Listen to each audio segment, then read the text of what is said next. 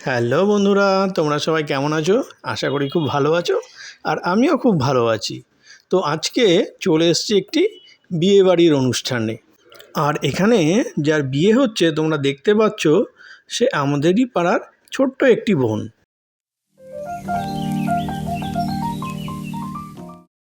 আমরা একটু লেট করে এসেছি দেখে বিয়ের অনুষ্ঠানটার প্রথম থেকে দেখা হয়ে উঠল না। তোমরা দেখতেই পারছো সবেমাত্র সিঁদুরদান হয়েছে, তাই ক্যামেরাম্যানগুলো বর আর বউর দুজনেরই ভালো ভালো ফটো তুলে নেওয়ার চেষ্টা করছে। তারপর বিয়ের আসর থেকে আমরা একটু সাইডে চলে আসলাম।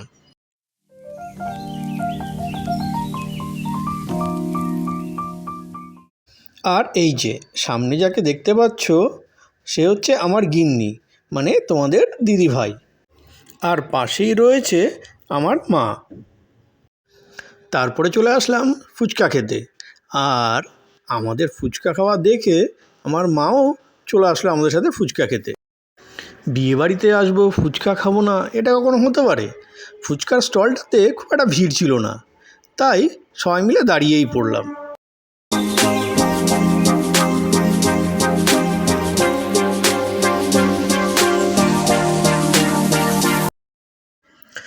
আর আমি ক্যামেরা নিয়ে দাঁড়িয়েছিলাম দেখে তোমাদের দিদিভাই নিজে থেকে আমাকে হাতে করে একটা ফুচকা খাইয়ে দিল।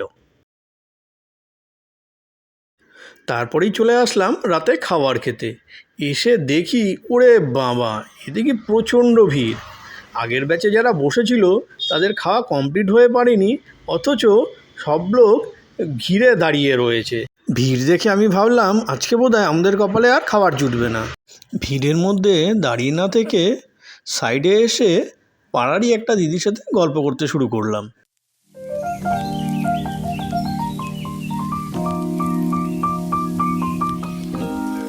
তারপর আস্তে আস্তে আমরা চলে গেলাম খাবার টেবিলের দিকে।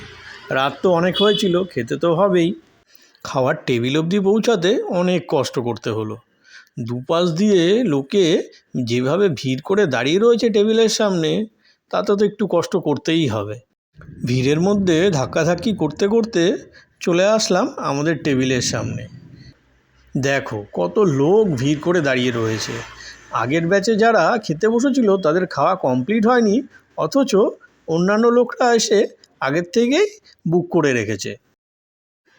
এরকম অভিজ্ঞতা তোমাদের আর কার কার হয়েছে আমাকে কমেন্ট করে জানিও। অনেকক্ষণ দাঁড়িয়ে থাকার পর ফাইনালি চেয়ার টেবিলে আমরা বসতে পারলাম। এখানে বসে বসেই আর কতক্ষণ যে ওয়েট করতে লাগবে তাই বা আবার কে জানে।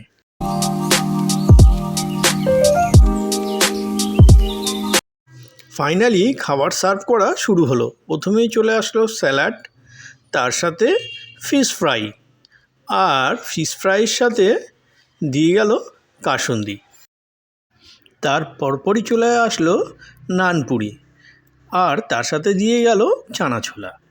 নানপুরিটা একটু ছিঁড়ে মুখে দিয়ে দেখলাম কীরকম হয়েছে। নানপুরি খাওয়া কমপ্লিট হতে না হতেই তার সাথে চলে আসলো ভাত, আর সঙ্গে দিয়ে গেল ডাল। ডালটা খেতে মোটামুটি ভালোই হয়েছিল। তার পরপরই চলে আসলো ভেটকি মাছের পাতুরি। ভেটকি মাছের পাতুরি খেতে আমার খুব ভালোই লাগে, তাই একটা বেশি করে চেয়ে নিলাম। আর দেরি না করে ফটাফট করে কলা পাতাটা খুলতে শুরু করলাম। কলা পাতাটায় সুতো বাঁধা ছিল না দেখে কলা পাতাটা খুব সহজেই খুলে গেল। অন্যান্য অনুষ্ঠান বাড়িতে সবসময় দেখি কলা পাতায় সুতো বাঁধা থাকে আর খুলতে খুব কষ্ট হয়, কিন্তু এখানে সেই জিনিসটা হলো না, তাই বেশ ভালোই লাগলো। মাছটা খেতে বেশ ভালোই লাগলো। তার পরপরই চলে আসলো চিকেন কষা। আমরা কেউ চিকেন খাবো না দেখে কেউ চিকেন নিয়ে নিই, কিন্তু তোমাদের দিদিভাই একটু চিকেন খাবে দেখে অল্প একটু চিকেন নিয়েই নিল। ফাইনালি চলে আসলো আমার সবথেকে প্রিয় খাবার মটন, যার জন্য এতক্ষণ ধরে ওয়েট করছিলাম। মটন কষাটার কালার আর গ্রেভি দেখে মনে হচ্ছে তো খেতে খুব ভালোই লাগবে, তাই এক টুকরো মুখে নিয়ে টেস্ট করে দেখলাম কীরকম হয়েছে। মটন কষাটা খেতে খুব ভালো লাগলো দেখে আর একটু করে চেয়ে নিলাম।